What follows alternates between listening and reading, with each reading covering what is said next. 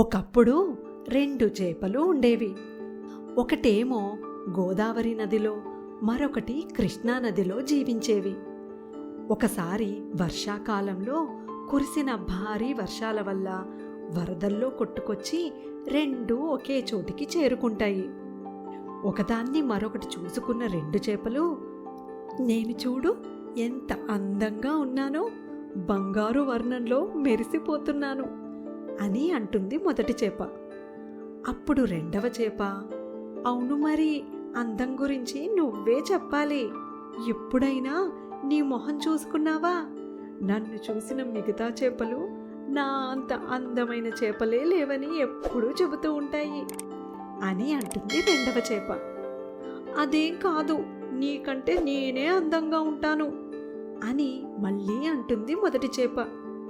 నీది కాదు అందం, అందం అంటే నాదే, కావాలంటే ఎవరినైనా అడుగుదాము అని మళ్ళీ అంటుంది రెండవ చేప.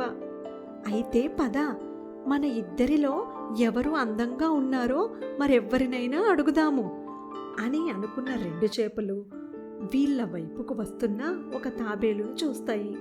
2 చేపలు కలిసి తాబేలు వద్దకు వెళ్ళి, మా ఇద్దరిలో అందంగా ఉండేది ఎవరు? మమ్మల్ని చూసి నువ్వు నిజం చెప్పు అని అంటాయి 2 చేపలు.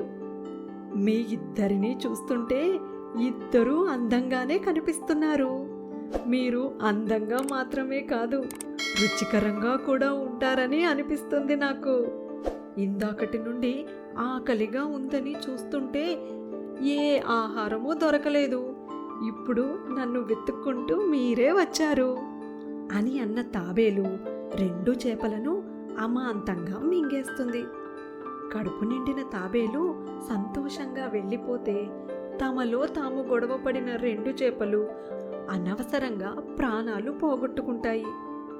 అందుకే మనలో మనం గొడవ పడితే ఎప్పుడైనా 3వ వ్యక్తికే లాభం కలుగుతుంది.